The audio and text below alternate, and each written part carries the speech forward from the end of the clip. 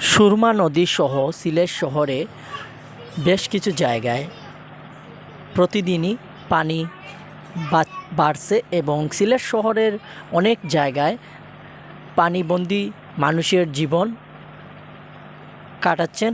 সেই সব মানুষের দুঃখ কষ্ট আমরা আজ আমাদের এবিআই টিভি 24 ডের মাধ্যমে তুলে ধরব।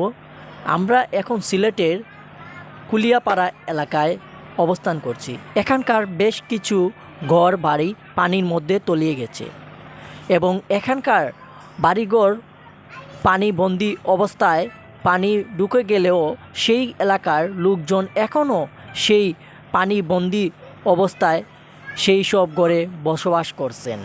অনেকে আবার সেখান থেকে পানি বাড়ার সংকেত পাওয়ার সাথে সাথে সেখান থেকে নিজ নিজ গ্রামের বাড়িতেও চলে গেছেন বলে এখানকার কয়েকজন বসবাসকারী মানুষের কাছ থেকে আমরা যেটি জানতে পেরেছি। এবং এখানকার বেশিরভাগ মানুষ এখানে লোকাল এবং এখানে সেই মানুষগুলা দীর্ঘদিন ধরে এখানে বসবাস করে আসছেন। আমরা এখন তাদের মাধ্যমেই শুনবো তারা কি বলেন এবং এখানে তারা কিভাবে আছেন। কষ্ট করতেছে, পানি জিম ধরিয়েছে, অনেক ধরে জিম ধরিয়েছে, পানি একটু থোড়া কমছে।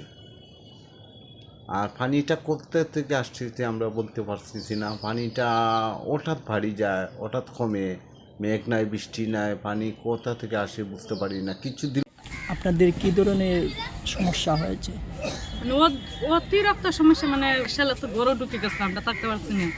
বেশ সেলে অতিরিক্ত আমরা উঠান ভরে গেছি, গরু ঢুকছে খুব। আপনার নাম? লিমা বেগম। তো 3 দিন ধরে আমরা অনেক কষ্ট করতেছি, পানি জিম ধরিয়েছে, অনেক ধরে জিম ধরিয়েছে, পানি একটু থোড়া কমছে।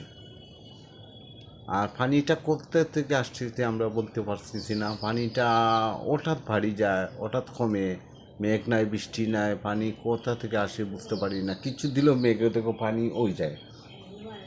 আপনারা সাহায্য সহযোগিতা কোনো রকম পাইছেন কিনা? জি না, কোনোটা পাইনি।